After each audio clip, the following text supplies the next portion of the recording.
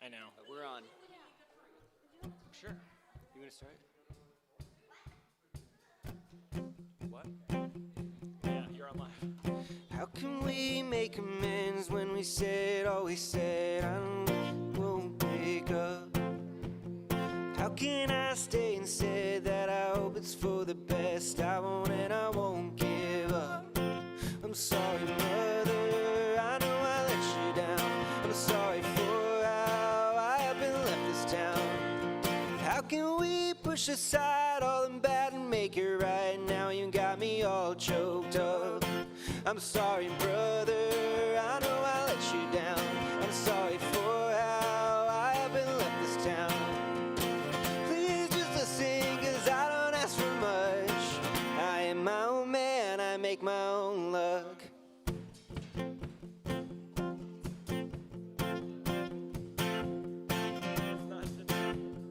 How can we both take sides when we know that nothing's right? Open up the door that's shut.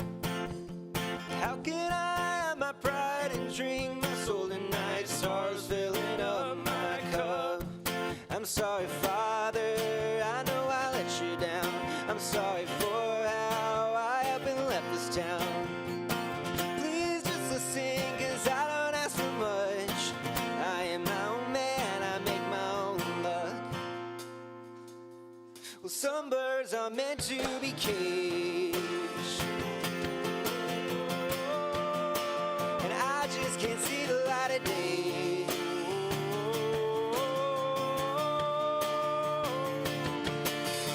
Please forgive me, I can't remember.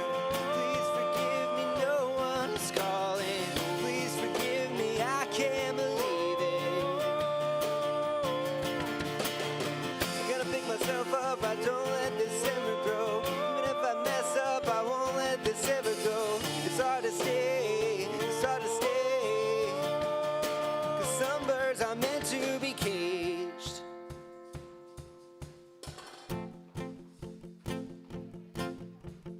How can I set us free in what you taught me to be? Shouldn't that be enough? It's time that we make amends. Let's forget the things you said. You know that we're all just stuck. I'm sorry, Mother, I know I let you down. I'm sorry, Father, I didn't stick around. Please just listen, 'cause I don't ask for much.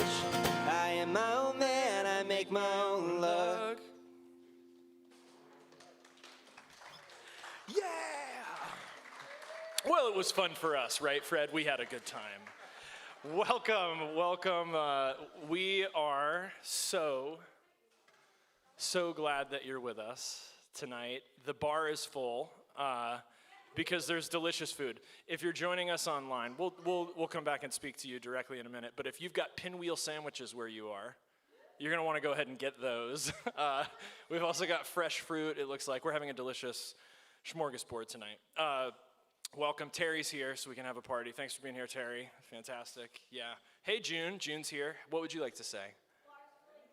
The bar is really good tonight. That's my 10-year-old. So, yeah, the bar is firing tonight. What's up? Yeah, you can have goldfish. Welcome along to Collective Church. Here we are. I'm Ben. I'm going to be the host for the service tonight. Here in beautiful, the weather is finally fantastic. What is that loud hammering? Wow. Stairs. Yeah, things are going crazy. Anyway, join us. We are collectivechurch.com. You're probably already with us if you're hearing that. Subscribe, stay connected. Wow. Yeah, things are going crazy. So some of you guys, this is a lot of services together. Some of you, it's like maybe your first service with us or your first time in a church. So thanks. Your perspectives keep us fresh. They make us alive. That's important. This week was really, really good. It was such a gift. It was also horrible. It was such an awful, heavy week. Anybody else have one of those? It was just amazing. The best. Once in a lifetime. All time. And the absolute worst. Horrible. Living. Am I right? And in that tension, I'm really grateful to be here with you guys, to sit in that. So let's begin by bearing witness just to the courage it takes to gather. We want to honor that with belonging, to remind us all that we belong, that you all belong here, that the people around you add value, and that while we're together in this place, we're all equal. So in person or online, live now, later on, whenever, wherever, your presence makes us who we are. Liturgy is the name of the work that we do together. It's not religious entertainment, it's spiritual formation. So Kenny's going to help us do that work tonight and connect with the online community. Jamie's going to come up in a little bit and talk about the Drika Theater. Ella is here to work with the kids as they do kids stuff. Artist in residence, Fred Wilson, still with us. How about a hand for Fred Wilson? Yeah. Yeah. In religious circles, they call that faithfulness. Yeah, he just shows up and does it. Just shows up and does it every week. Let's get to the community statement. Let's talk about who we are and have somebody read that for us. Does anyone want to read the community statement for us? This is like, we're back to the Choose Your Own Adventure liturgy. Jess is going to come up. Jess, come grab the mic on the couch. Brandon's going to make that alive with, it's alive with Just life. flip it on. Yeah. Choose Your Own Adventure. This is happening live.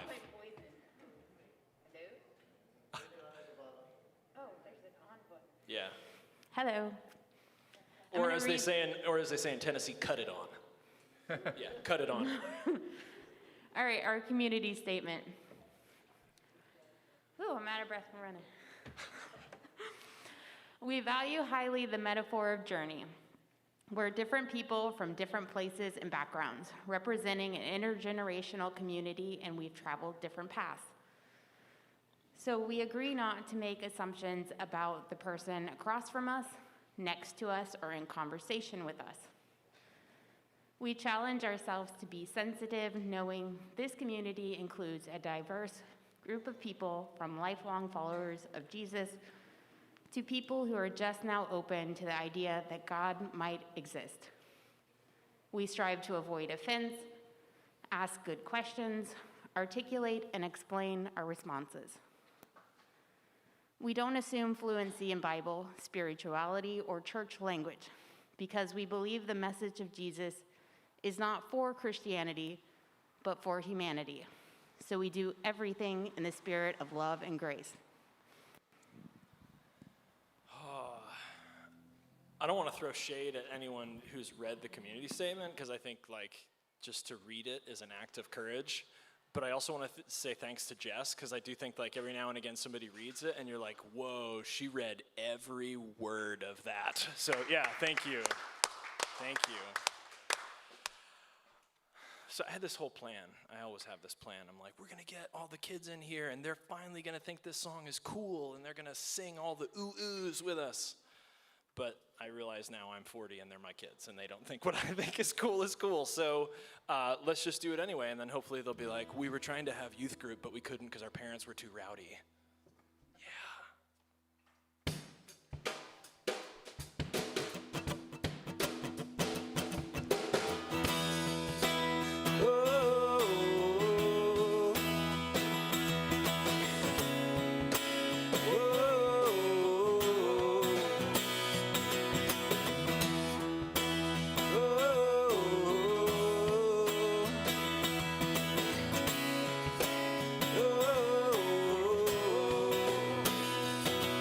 Travel different paths with beautiful people with messy pasts. So have no fear, no judgment here. Whether you believe in Jesus or don't believe in anything, something you can teach us. You belong, no right, no wrong.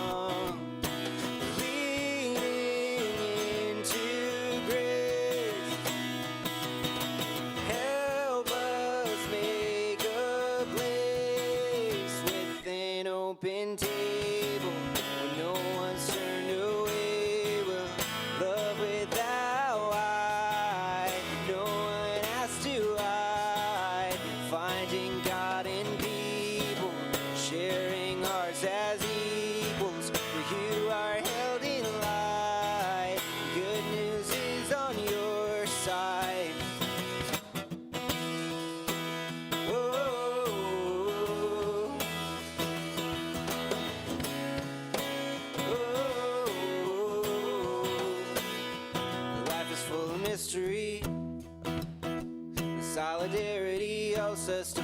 some peace in the great unknown. You don't have to be alone. Leaning into grace. Help us make a place with an open table where no one's turned away. We'll love without why. No one has to hide. Finding God in people, sharing hearts as equals, where you are held in light. Good news is on your side. Whoa.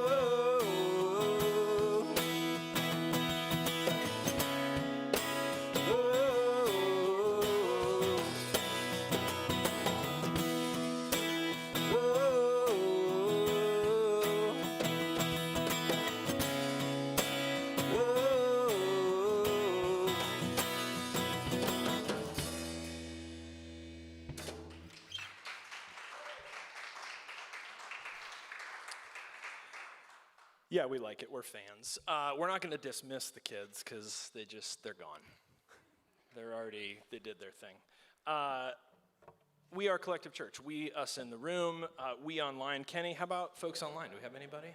We've got Jay watching from home, I suspected. Hey, Jay. and Dottie. Dottie, yes. She had a lot of nice things to say about that American author song. Oh, yeah. That joint, that new one, that opening song, Luck. Really, really nice. Good language. We'll talk about that a little bit. It's going to come back around again. Wow. Thanks, Annabelle. Yeah. Welcome to the living room. That's what happens. Gets loud, somebody shuts the door. Brandon will be back on the bass for that American Author song at some point in the future. June will be in on vocals. She's made me swear to that. Yeah, she's a big fan. All right, well, thanks for joining us, those who are online. We say in the community statement, across from us, next to us, and in conversation with us.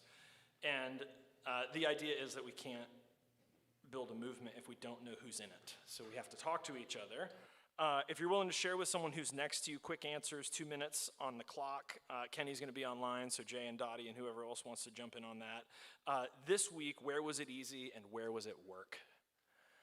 Where was it easy this week, and where was it work?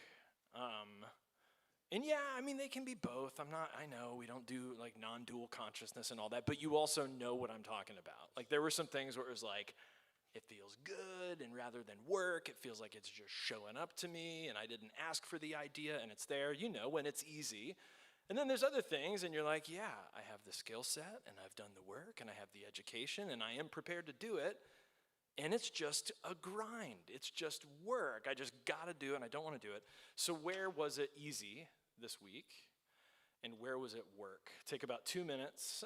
And the idea, as always, is that when we're together, when we're being vulnerable and true community, it's okay to hold up the important things, the things that matter, and it's okay to put down the heavy things. We do that together. So take about 2 minutes. It'll end up probably being 4, but take some minutes and talk to each other. Do that now. Go. The bar is open for cupcakes.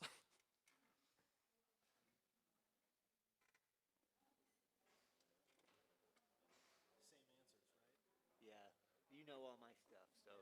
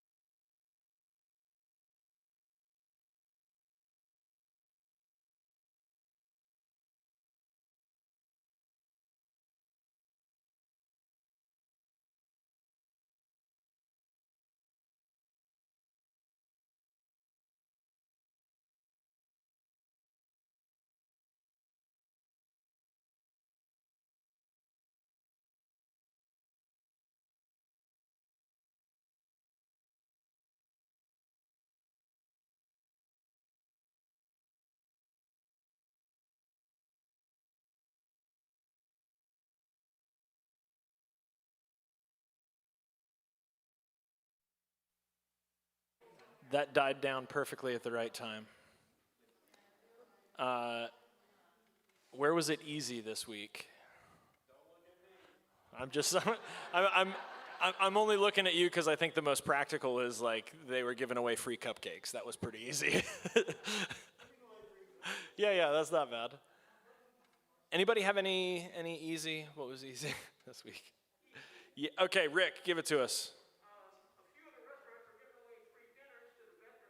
There you go, free dinners to the veterans. So yeah, acknowledgement, gratitude, absolutely. Thanks to our veterans. I got to do the prayer for the Veterans Day Parade yesterday. Thank you. Yeah. I'll tell you the arc of my prayer. I didn't write it in advance, but I realized as I stood there what was going to happen. So it opened with Lin-Manuel Miranda, and then I think it peaked with like an anti-fascism sentiment, and then I think it landed with the gospel of better days. So I think it was, not everyone loved it, but I did. It was very me. We'll say that. What else? What was easy? Annabelle, you had your hand up. And months. Okay.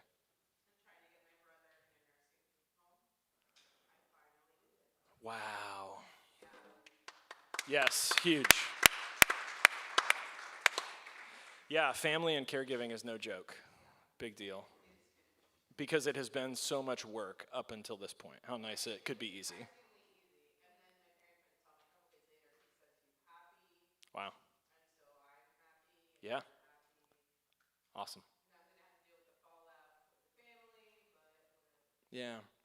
Yeah, that's also, if you guys hadn't picked up on this, that's also spirituality, is that like whatever you share tonight, next week is probably the opposite.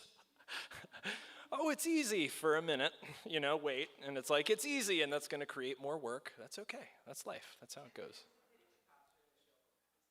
Yeah. All right, who else? What's easy? What's work? Anybody else?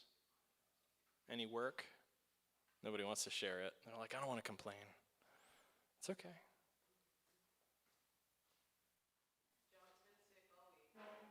Yeah. Human bodies are work. Yeah. All right. So we've said it, we've sung it, we've gotten connected. Let's talk about practicing this week. Kenny, what's going on? Okay, one moment. So practice begins with signing up for Collective's weekly email and checking the box for the rundown. Then select your group preferences. We have cares, work with people, yoga, Death Cafe, which we've got some of that coming up in December, right? Yeah, actually that's like, oddly enough, everything that's checked on there is coming up either this week or a version of it. Actually, I think I gotta double check this. I think next Sunday we're talking about the fear of death. And I think Michelle and I are gonna talk about death. She's like, oh, that's next Sunday. Yeah, we're gonna talk about that, and then we'll probably also talk next Sunday about the upcoming Death Cafe that we'll schedule this week before next Sunday. You guys getting a sense for how these things work? Yeah. So there will be great opportunities. Good Planning point, in Kenny. motion. Otherwise, so if you don't check the thing and check the rundown, you won't get all the updates about those awesome things. Yeah. So make sure that you check the rundown. And by doing this, your dashboard will be set up for just how you want it, both for communication and for practice. So this Tuesday, the DeLand Counseling Co-op is having their open house here at the Drika. You have the opportunity to meet counselors, hear the mission, tour the space. There's going to be light refreshments provided by Bake Shop.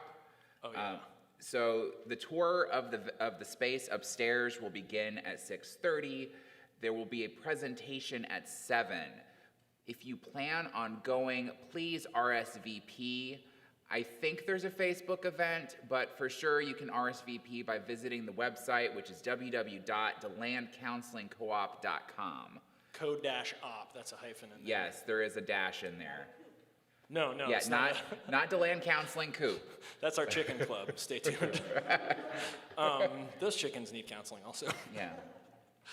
Yeah, do come out though. I talked to Dave this afternoon. He wanted to be here to kind of help push it, and not just to like bribe you guys, but let's be honest, it's been a long pandemic. So Bake Chop Food and the new roastery downtown Brading, they're going to be doing coffee.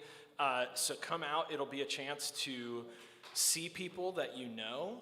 The people that are going to be here are all going to be people who care about mental health. They're going to be people who are into good causes. We're going to be trying to raise money to make this thing go.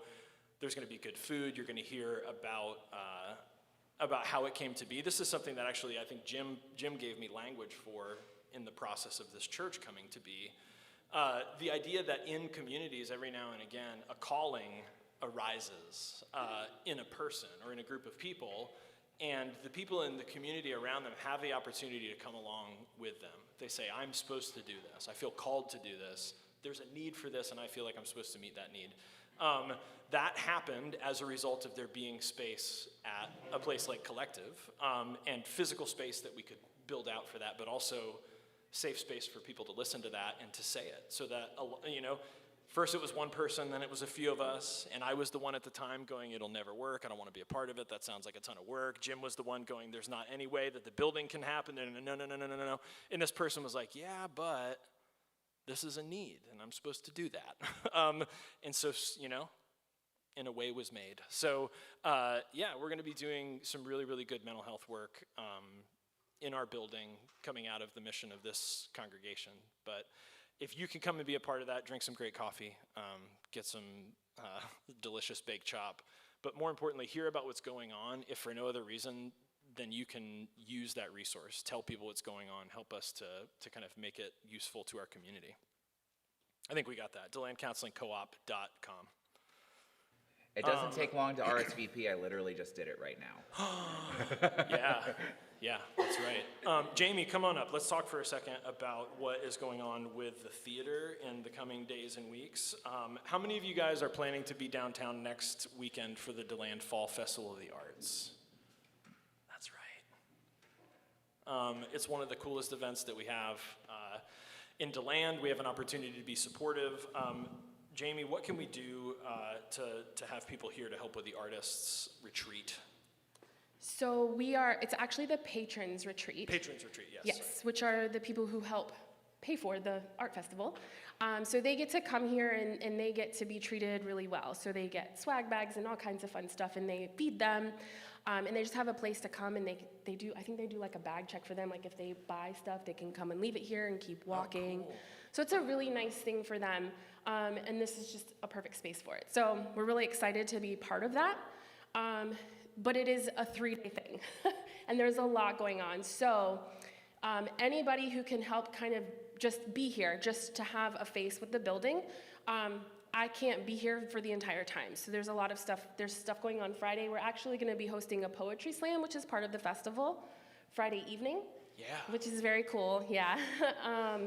And so Saturday and Sunday, it's an all-day affair. I don't think that they close up until 5 o'clock or so. Yeah. So they will actually be in here next Sunday as well when you guys get here, but they're going to be starting to kind of shut down. Things will be kind of slowing down at that point, and we're just going to kind of help them move everything that way so that Collective can kind of still be up here and meet and do our thing. So sweet. Anybody who can come and help, even just be in the building so that I get a break would be awesome. And I won't be able to be here Sunday.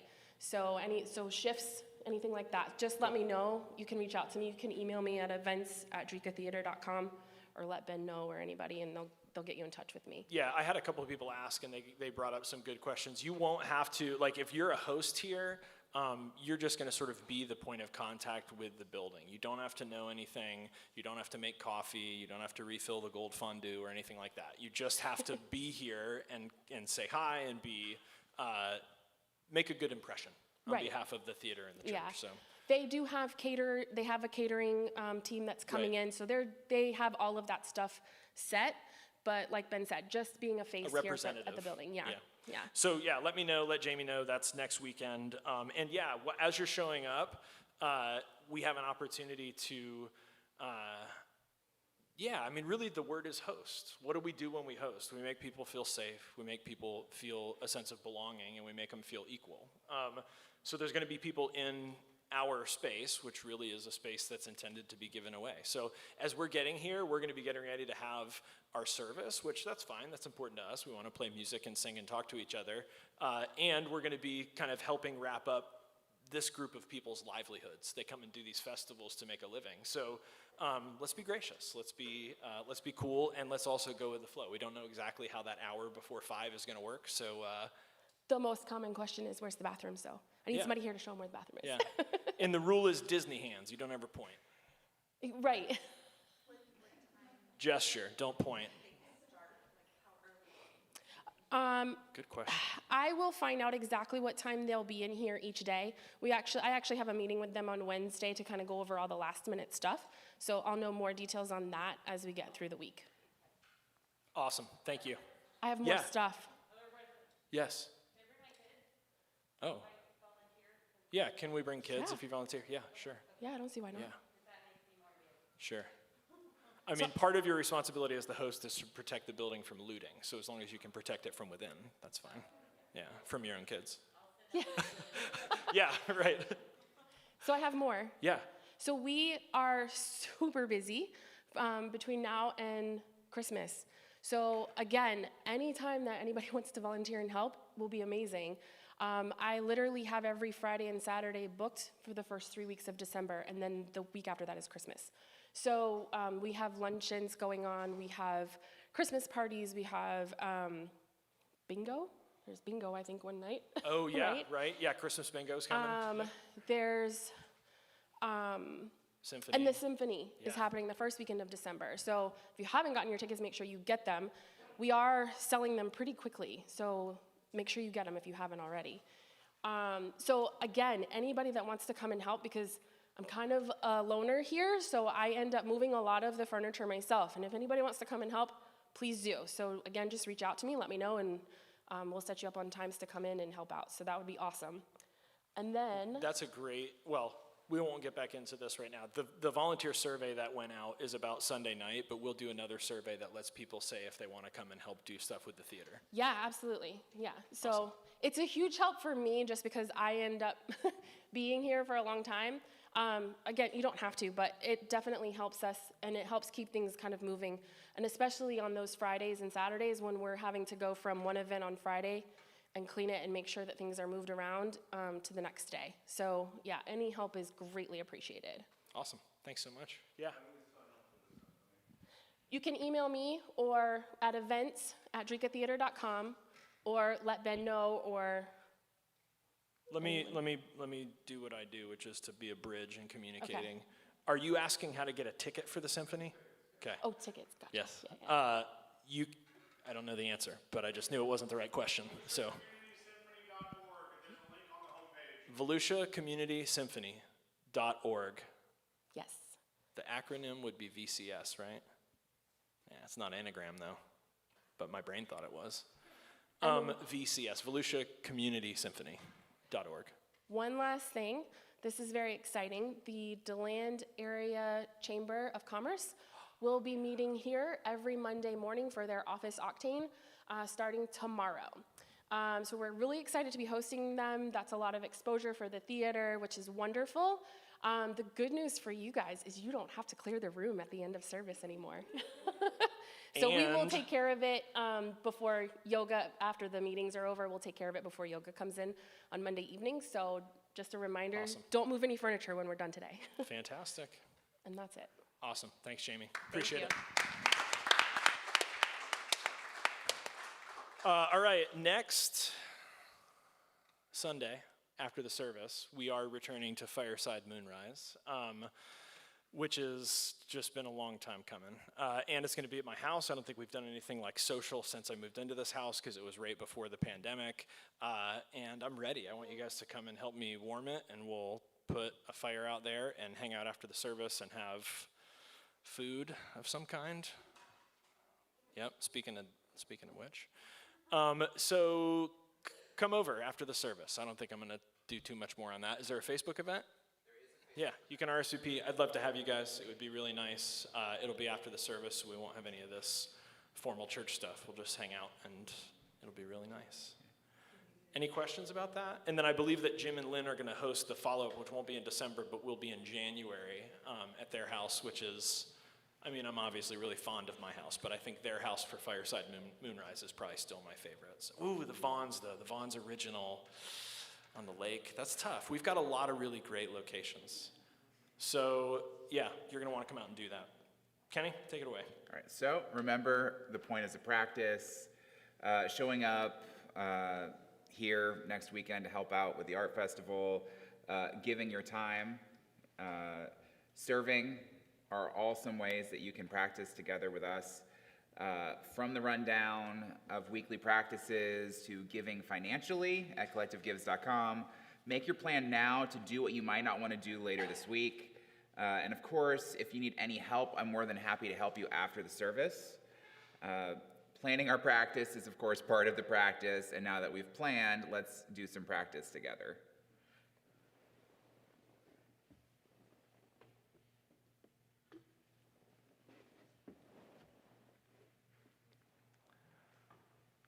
One of the things that I'm really enjoying about getting older is how much I love uncomfortable silences. I mean, I guess that is to say I've just gotten really comfortable with silences.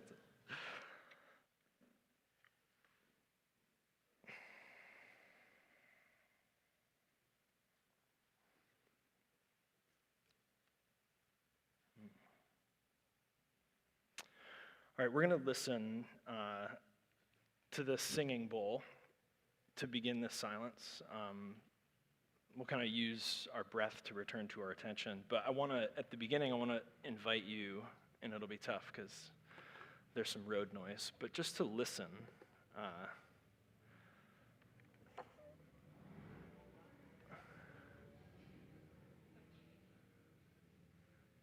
I guess the wisdom tonight is listening through the noise. That's okay. We'll take what we get.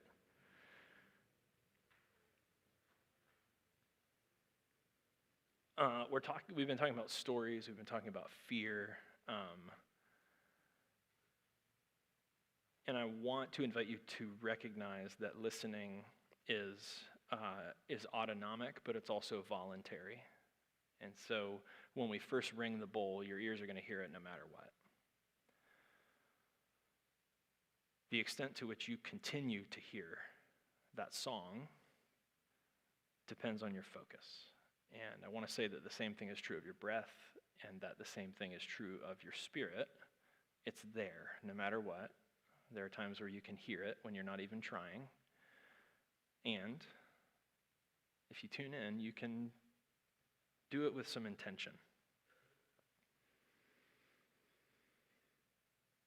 As we breathe, as our mind wanders, continue to come back to your breath as well as you're able without judgment. Be an observer of your own experience. Notice gently back to your breath. Use the drone footage from the Sunday Slowdown as that best helps to survey your inner landscape.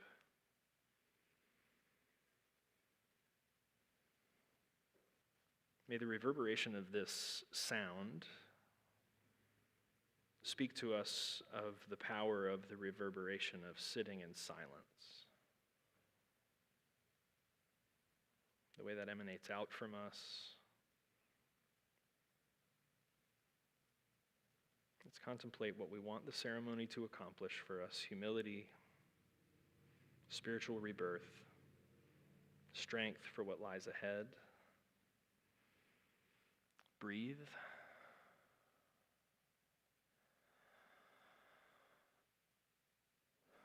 It's all right.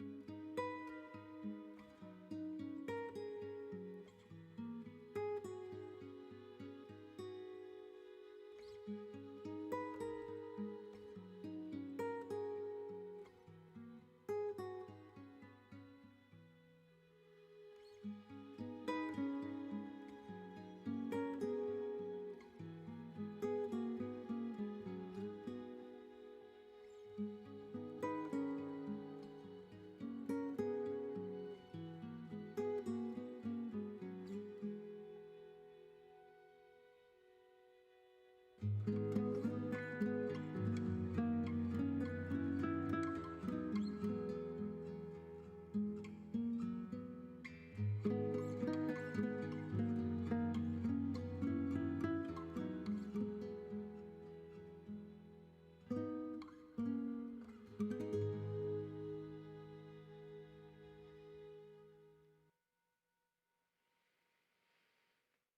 we come out of this time of silence and sort of come back to our attention in the room,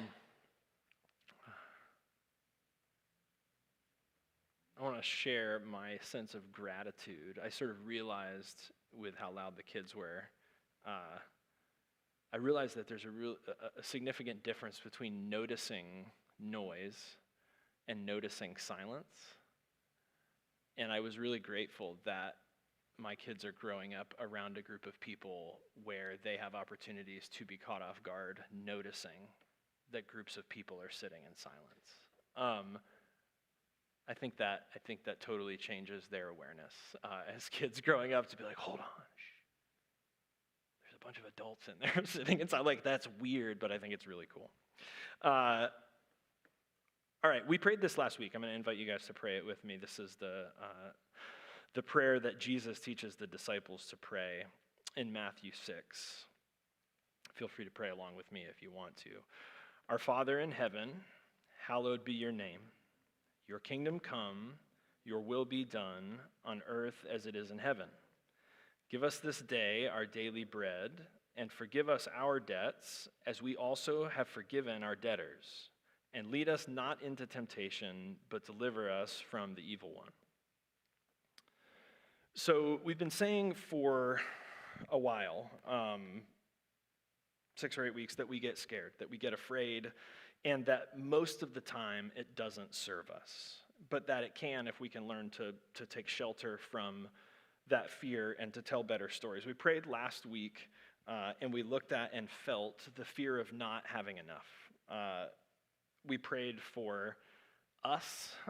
We also prayed for this church to get the daily bread that we need. And we said this isn't magic bread. This isn't supernatural bread. This is just daily bread. This is basic bread. And that's what we need. We just need the basics to get through. Tonight we're going to look at the fear of a harm that we can't fix. In the Lord's Prayer, Jesus teaches the disciples to pray, forgive us our debts as we forgive those indebted to us. Or we could say our experience of forgiveness, of being forgiven, is directly connected to our practice of forgiving, of extending forgiveness. In Matthew 16, later in the Gospel of Matthew, Jesus is having this conversation with his best bud, Pedro. When Jesus came to the region of Caesarea Philippi, he asked his disciples, who do people say the Son of Man is? Which is sort of like a little bit of ego to do third person and Son of Man, but we're like, okay, it's Jesus. They replied, some say John the Baptist, others say Elijah, still others Jeremiah or one of the prophets. These are all prophets, so they say, Jesus, they think you're a prophet. But what about you? He asks, who do you say that I am? Simon Peter answered, you're the Messiah, the Son of the living God. That's loaded. We're not going to do all that theology. Jesus replied, blessed are you, Simon, son of Jonah, for this was not revealed to you by flesh and blood, but by my Father in heaven. And I tell you that you are Peter, and on this rock I'll build my church, and the gates of Hades will not overcome it. Now, here's the part that I want you to hear. I will give you the keys of the kingdom of heaven. Whatever you bind on earth will be bound in heaven, and whatever you loose on earth will be loosed in heaven. Then he ordered the disciples not to tell anyone that he was the Messiah. So I want you to imagine 2007, Steve Jobs comes out to the original iPhone Apple release event, right? And he does his whole thing. It's the phone. It's the internet. It's a web browser. And he does the whole thing, and everyone's like, oh my God. And then he's like, don't tell anybody. It's the iPhone, but don't worry about it. We're not going to release it. So they're like, Jesus, you're it. You're the Messiah. And he's like, don't tell anybody. So Jesus tells Peter, what you bind on earth will be bound in heaven. What you loose on earth will be loosed in heaven. This is forgiveness language. This is forgiveness language. He's saying what you hold in judgment has impacts beyond this situation. Butterfly effect or ripple effect or whatever you want to call it. What you hold in judgment on earth has effects beyond that moment. It translates into a larger sacred reality. And what you forgive, not what you bind, but what you loose. The other language for that is to send away. So what you bind on earth, you bind in a larger way, and what you loose on earth, what you let go of, what you forgive, also translates into a broader reality than just that moment. And many people think forgiveness begins with God. God forgives. And so we have to extend the same, right? We should be as nice as Jesus or whatever. But these two texts actually seem to be saying the opposite. They don't say that our forgiveness is a reflection of God's forgiveness, which is what we think that should be, right? That's American Christianity. What these actually say is that we have way more responsibility than that. They actually say that God's forgiveness is a reflection of our forgiveness. So rather than like the traditional, like God forgave us so that, right, and then we have to forgive. God loved us so much that he forgave us. Like how small for us just to be able to forgive each other. We got to live up to it. But it's never that simple, right? It's never that clear. It's not that obvious. Instead, it's like our understanding of what it means for God to forgive, whatever we mean by that, it cannot be detached or objectified into a religious concept that we call forgiveness. It's not a noun, right? And I think part of what Jesus is trying to communicate about forgiveness is that it can only be understood right here, right now, between me and you, and how and whether or not and if. What it means to wrestle with this simultaneously essential and seemingly impossible invitation to forgive each other. In the middle of all of that, that's where God is. All of that unknowing, all of that not forgiving, all of that trying to forgive and doing it wrong, that's where God is. Not in the religious sin balance sheet, but right here where it hurts like hell, and I'm not sure you'll ever get over it. And you're not sure I'll ever be the same. That's where forgiveness is. That's where God is. And that being said, even though our practice of forgiveness, not our ideas about forgiveness, our practice of forgiveness is where we either encounter God or not, part of what we're also naming is that forgiveness is not a singularity. It's not a moment. It's not a single event or a binary forgiven or unforgiven. That's very often, again, how it's understood in connection with God. God does forgiveness once in one moment, one instance, once and for all, and then it's over. And that's really sort of that like cheapening of like, God forgave us, right? Jesus on the cross. So we might as well, forgive. It's like the least we can do. Like, after all, God did all this. But it's interesting, in asking for forgiveness, not in the theology of forgiveness, but in the practice of forgiveness, and the fact that it has to be asked reminds us that forgiveness is a process. It can't be a singularity, because the only way for us to get in on it is to get in on it. We have to practice it. It's not a thing we can say we believe. The only way forgiveness gets real is if it's practiced. Jim said this years ago. At what used to be called Occupy Trilogy, we were helping to start, not even where Trilogy is now, we were helping to start Trilogy in the old Da Vinci Design Studio, and so we did this meeting there so we could get people in to buy coffee.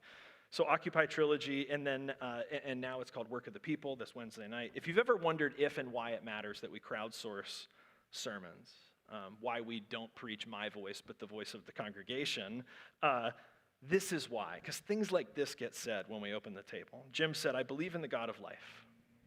Forgiveness has to do with life. Unforgiveness is a form of killing yourself. I got to hang out with Jim at my house for 2 hours this week. He helped me fix my fridge. And he thinks thoughts like this. And one of the things that's really missing from the church and spiritual community is something called elders. Something called wisdom. So somebody take Jim to coffee and let him ask you questions. Because he believes in the God of life, and forgiveness has to do with life. And unforgiveness is a form of killing yourself. About 4 years ago, it was longer than that. No, it was about 4 years ago. Kathy Beasley came and was a resident at collective, which is hilarious to say that now, because when she came to be a resident, I think she was supervising like 100 employees at Florida Hospital and running like the internal tech department there. And, was twice my age and experience and everything else. She's running the Central Florida for Spiritual Living now. But yeah, she came and did a residency with us. She was leading our team through like teamwork stuff the first week she was there. And we were all crowded into Jess's old little office with the whiteboard, and the whiteboard was filling up. And something got said, and it was misunderstood, and a few people started to believe that she was writing on the board with a permanent marker. And so things got very loud very quickly as people were trying to intervene. And finally, it got like super loud, and she just finally shouted, "It ain't permanent." And that became sort of the centerpiece of her entire residency. That was the heart of our non-attachment. Our impermanence was like the Sharpie versus the dry erase marker.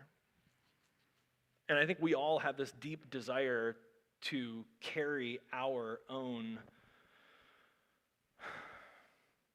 the harm we've done to others, our own sense of being someone who's inflicted something upon others. We all have that desire for those to be dry erase and not Sharpie. But if you're like me, a lot of the time we don't have control over that. It still feels like Sharpie, as much as we'd like it not to. And that's that fear that I've done something that can't be fixed.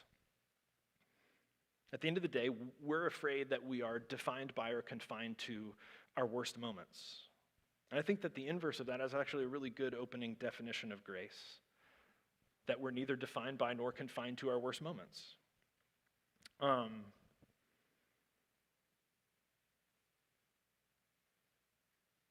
think maybe that your beliefs about God matter a whole lot less than whether or not you can live as if that's true. I think that whatever you happen to believe about God, your theological perspectives, I think are maybe much less important to the happiness of your life than whether or not you can live as if that is true. And what I mean is it takes a hell of a lot more faith. For me, it takes a hell of a lot more faith than ideas about God to live as if I am forgivable. What if when we talk about faith, we're not talking about like whether we agree or disagree that like the size of God's hand is big enough to carry a cruise ship? And instead, when we talk about faith, we're talking about like, when I get up and go to work tomorrow morning, I'm going to get up and choose to walk out the door and to behave throughout the course of my day as if I'm a person who's forgivable. That's a totally different thing than your theological perspective or somebody told you growing up. Are you willing to try to live as if you're forgivable? Because the human common denominator is that we have all hurt people. Everyone. And I don't mean like, everybody makes mistakes, right? Like, Huck, don't overfill that milk. You're going to overfill that milk. It's spilled. Okay. I'm not talking about mistakes. I'm like, you guys have hurt people. Like, we've fucked up bad. Like, we've hurt people and we've meant to in our not so charitable moments. We want to be people that do no harm, but we're not. Our denomination is connected with the United Methodist Church. If you didn't know that, you may be like, what is that? What's the method? The 3 simple rules of Methodism are this: do no harm, do good, stay in love with God. It's a pretty great method. Do no harm, do good, stay in love with God. I want to do a series on that someday, especially the third one. I want to do stay in love with God without becoming a pervert, but we'll do that some other time. Thank you, right? You're still with me, that's right. Bait them with humor, breadcrumbs. Gareth Higgins wrote the book on not being afraid. He says this, he says, the antidote to fear of having done something that can't be fixed is to accept the fact that you probably already have. Or that you will in the future. I mean, that's not new technology, guys. They've been doing this in the church for thousands of years. That's called confession. The antidote to the fear that you've probably done something that can't be fixed is just to admit it. You probably have. You will if you haven't. And then, obviously, then the hard part, the sermon is easy. The practice is easy. It's just impossible. Forgive yourself. Forgive yourself. And this is, again, this is not that you get a free pass to be a jerk. But more so, like, how many of you guys can relate to this rite of passage? I thought that I would get through this life without hurting anyone. I was naive. I see a lot of heads nodding. Yeah.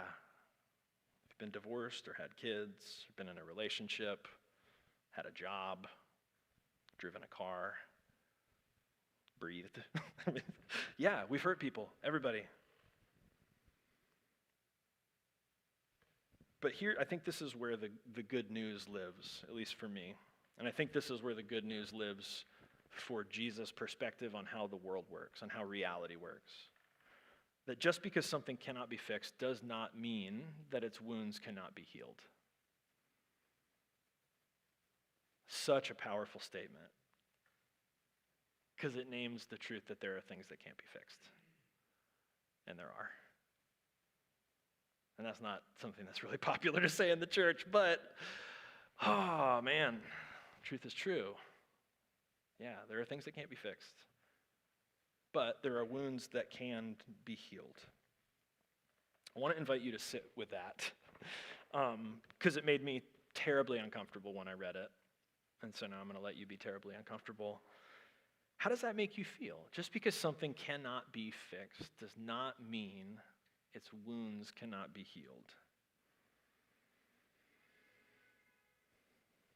Right on.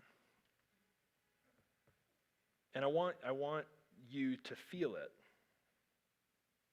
Stop thinking about it. Stop thinking about it and feel it.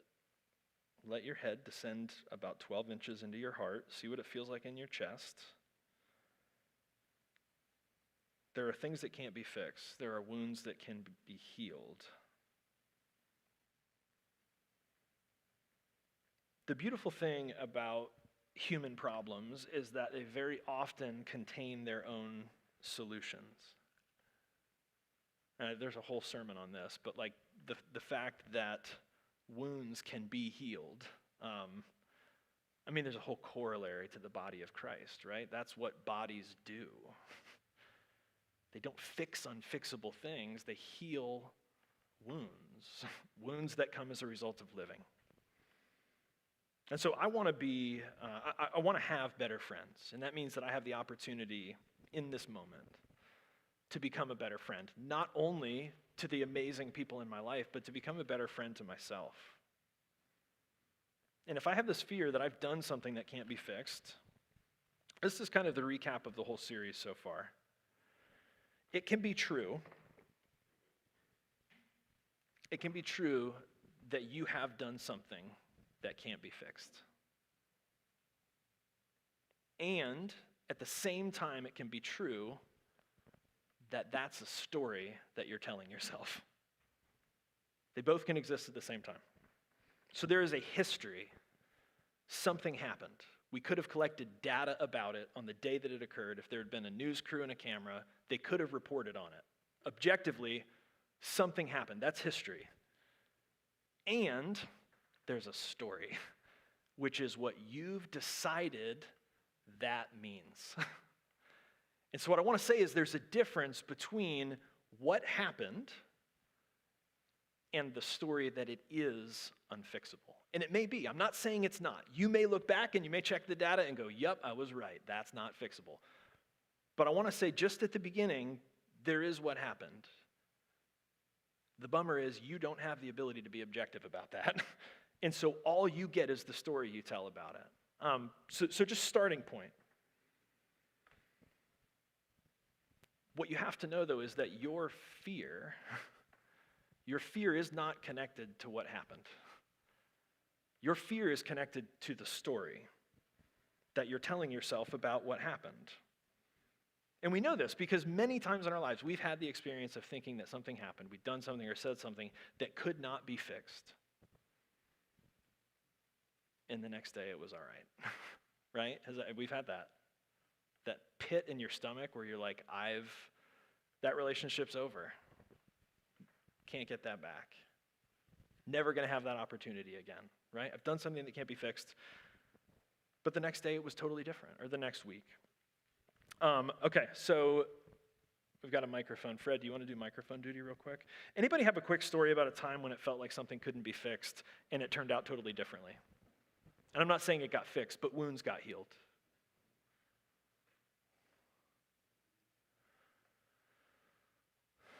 Fantastic. Lots of food for thought, I guess. All right, thank you. So just say, again, you say, hi, my name is Michelle, and then we all go, hey, Michelle. Hi, my name is Michelle. Hey, Michelle. Hi, guys. Because we're not modeling a lecture, we're modeling a conversation. And I have a problem with caffeine. Hi, Michelle. So recently, okay, that's vague. In the last year and a half, since the gift of the pandemic has allowed some of us a lot more family time than we expected, there were conversations that happened that made me feel like my relationship with my mom was unfixable. It's been a rough couple of years. I just bought a house, hence why I'm showing up here covered in paint. And I could not be moving in my house without her, and I, maybe 4 or 5 months ago, decided it's not fixable. Is it still valuable enough for me to keep showing up? That's all I could get to. Yeah. So I decided yes. And I think that mindset, coupled with realizing that I literally owe my mother everything in life, has allowed wounds to be healed that I didn't think were possible. So that got real serious real quick, but that's really... That was all I needed. I mean, that was great. I should have just asked you before, do you want to tell a meaningful story during the sermon? But that was great. Yeah, no, nailed it. Thank you. Anybody else want to add anything to that? I mean, I feel like that was kind of nailed it. Teed it up. Awesome. Thanks, Fred. Anything you want to add since you're holding the mic? No pressure. Cool. So the point being, and we said this earlier in the series, that part of our relationship to fear and to stories has to be the recognition that because we're in the story, we don't get to know when the story's over. We don't get to be the character and the narrator. So we have to hold that open, and that's the minimum that we can assume to be true. So if we're struggling with our story today, the one that we tell ourselves about how we've been hurt, or about how we've hurt others, how do we move from that place? How do we move from that feeling or that fear? Because we know the definition of insanity. We know that if we keep telling the same story, what we're going to get is either a life lived in the past or a life preoccupied with the future. But we know that part of what stories of fear do is they take us out of the present. They prevent us from being present to ourselves and to people that we love. So we can either keep telling the same story. We can be drawn out of the presence of this good life, or we can make what our brothers and sisters in recovery around the world call living amends. Living amends. What does that mean? Very simple, and we can get into this more, and I'm sure other people in recovery are happy to talk to you about it. The idea is if you've done the hurting, if you feel like you've done something wrong, and you're sure that it would not add more pain for you to approach this person, make an apology, and offer amends, they get to decide. Step one. You offer. They don't have to accept your amends. They don't have to accept your apology, but you go and you ask, would it be okay if I make an apology and offer amends? They get to decide. They don't have to accept it. If you're not confident, so maybe it's still pretty raw, you're not confident that it's not going to hurt them to be honest about what you did, your behavior and how it made them feel, then you don't go and do it directly. You have to find a different way. I don't know what that is. Only you can know what that is, but it has to be lived. You've got to find a way to do it. If you feel like you're the person who's been hurt, and this is, I think, the value of community like this, the value of counseling co-ops, the value of mentoring relationships, to find a friend who can listen to that pain, and here's the key, both with empathy and really, really healthy boundaries. You got to have both, right? If you're the one that's been hurt and you got to work through it, I get it. You got to find somebody who can listen to that pain with empathy, but also with really, really healthy boundaries. In all of this, what we're saying is, if you're ready to like work through and make some amends, what you may or may not have done matters. It matters. You've done things and said things, and maybe some of those things are unfixable.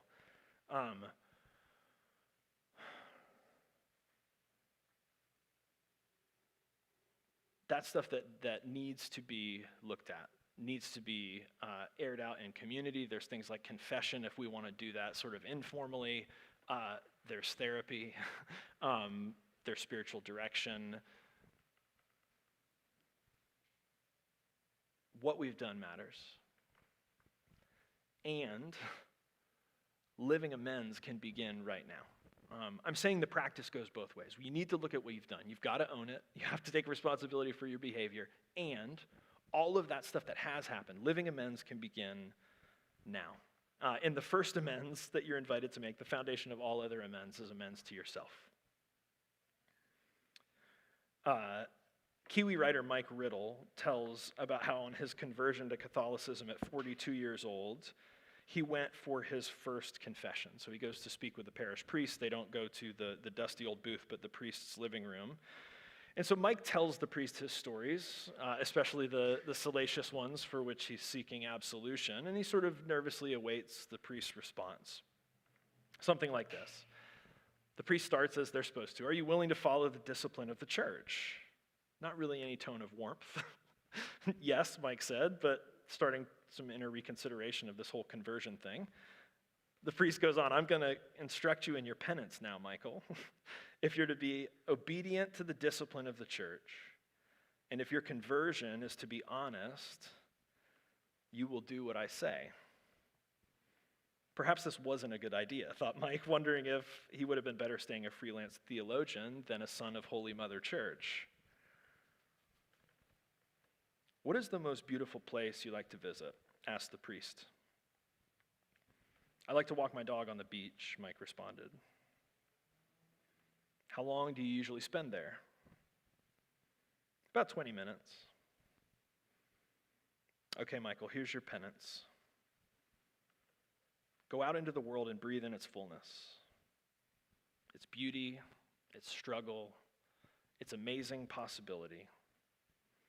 Then go to the beach, bring a flask of coffee and a blanket, find a quiet place to sit. Watch the waves and the people and the seagulls and the sand. Stay there for 2 hours. Breathe. Give this gift to yourself and receive the knowledge of your own forgiveness. All is well.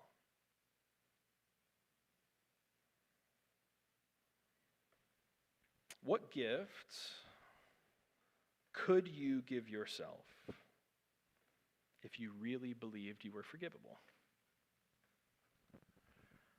What gift could you give yourself if you really believed you were forgivable? And maybe that's too generous. Maybe you're like me. You've got a pretty significant self-hate problem. What would it look like to stop taking revenge on yourself? That's one for those of us who do pretty active unforgiveness. What would it look like to stop taking revenge on yourself? Whatever it is you think you've done, that you've blamed yourself for, judged yourself for, that you're still trying to take out on yourself. What does it look like to stop taking revenge on yourself? So rest with these questions. If there's something that jumps out, I invite you to write it down this week, a word or a response or a feeling. And then I want to invite you to do something in the next week that feels to you like making amends with yourself. I don't know what that is, but see if you can find something that feels like that. Something life-giving, something restful, probably something alone. It's probably you. It's probably just you.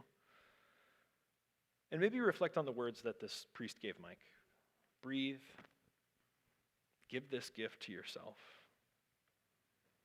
I love the language because it's not, receive the knowledge that God has forgiven you. receive the knowledge of your own forgiveness. Receive the knowledge of your own forgiveness. That's it. That's the question, right? How might we practice a living amends, a living penance, as if we are forgivable? It asks for a lot of painful self-awareness. That means that like every day or once a week, we have to pause long enough to think about the people we've hurt. To think not just about what we've said, but how we've said it. To remember the look in people's eyes when we say what we say. How can we practice a living amends, a living penance, as if we are forgivable? As we come to this table to receive this gift, it is the gift of forgiveness. It's the gift of what brings this congregation together, which is love without why. This has become for us a symbol for our community and our tradition of the materiality of our faith and the humanity of God. A reminder that we ourselves are the body of Christ, body to be given, and the blood of Christ, blood to be shed. The table of this unconditional belonging and transformative love. The table of a shelter from the fear that we've done something unfixable. This table is open to us and to all people, and no one will ever be turned away. Come and let's share with one another this meal and these words, bread for the journey, nourishment for the soul. Come when you're ready.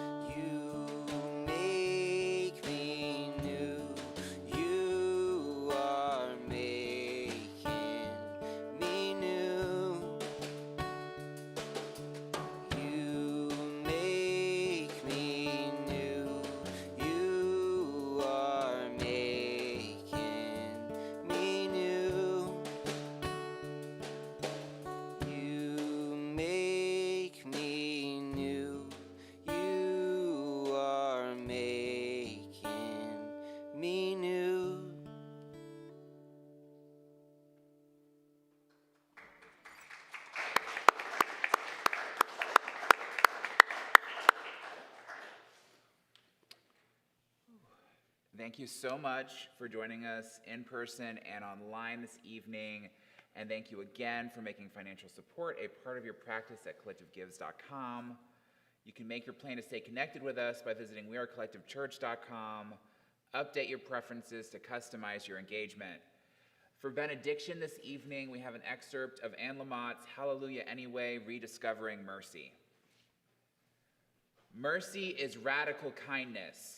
Mercy means offering or being offered aid in desperate straits. Mercy is not deserved. It involves absolving the unabsolvable, forgiving the unforgivable. Mercy brings us to the miracle of apology, given and accepted, to unashamed humility when we have erred or forgotten.